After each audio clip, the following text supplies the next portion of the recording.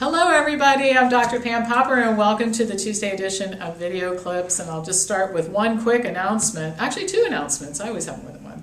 First one is that the fall schedule is set for the Wellness Farm Institute, offering some great classes, one of which is the Diet Lifestyle Intervention course, offered at a less expensive tuition price because it's being taught by our in-house institute staff. So this is your opportunity to get the information for a lot less money, and we've packaged it up with some other certification courses that a lot of people want to take.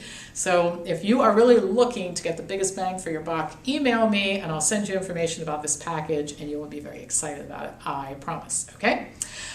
Second thing is the Informed Medical Consumer Series. We are going to be putting those lectures on videotape very shortly, and in August, those of you who are already subscribers are going to get to start watching every couple weeks a new video. If you're not a subscriber and you want to learn about things like mammograms, PSA tests, genetic testing, how to read research, women's health, men's health, GI health, and the list goes, it's 39 hours of stuff, right? Lots to learn.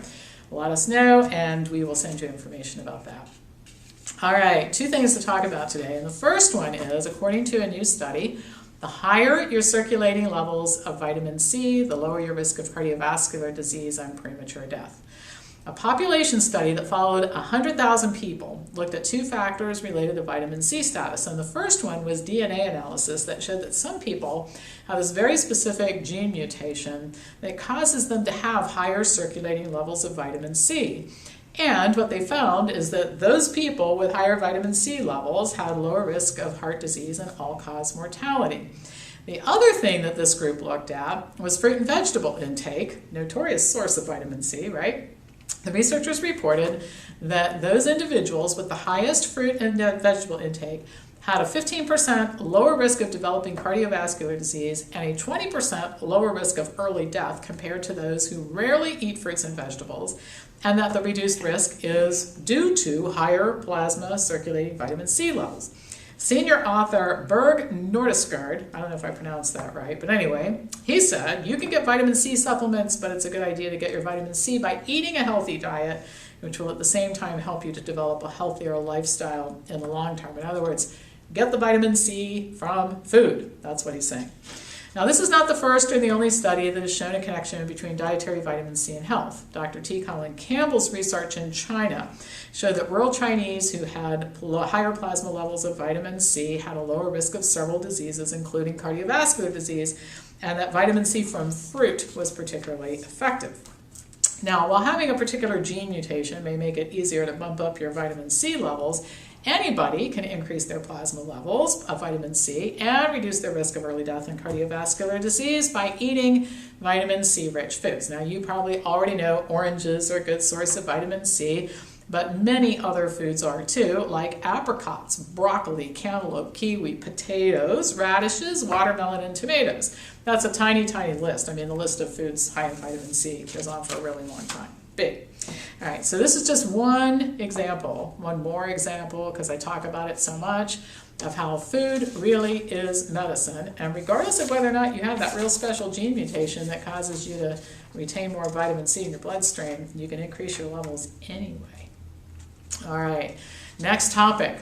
People who have health issues are taught in our country, you want immediate relief. If you have pain, over-the-counter drugs are an easy way to relieve pain, relatively inexpensive, all things considered.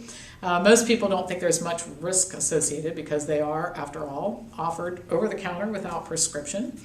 And many people also don't really think through the risks associated with just addressing the symptom, which is pain, as opposed to the cause, which is inflammation or obesity or a lot of other things that can cause pain.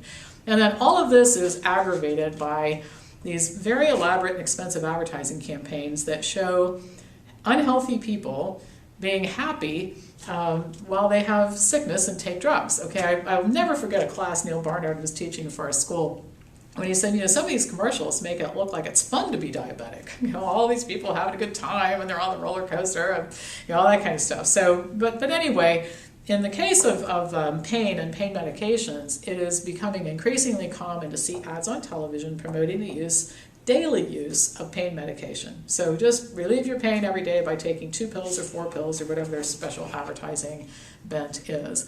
But over-the-counter drugs have side effects, some of them serious, and even the FDA, which is miserably slow in taking any regulatory action against drug companies, is now issuing more warnings about this drug. So you know it's got to be serious if the FDA is telling you about it. So in July of this year, 2015, the FDA posted a safety announcement for non-steroidal anti-inflammatory drugs, or NSAIDs, warning that they increase the risk of heart attack and stroke. Brand names for these drugs include Advil, Motrin, and Aleve, very commonly taken drugs. The drugs are used to treat fever, many forms of pain, including arthritis, menstrual cramps, and headaches. Millions of people take them regularly, and a lot of people, a growing number of people, every day. Now, the labels up until now already said that taking the drugs may cause heart attack and stroke. So what the FDA is saying is you've got to strengthen that message now and say that it actually is the case. So the risk was first identified in 2005, and that may cause label has been on it.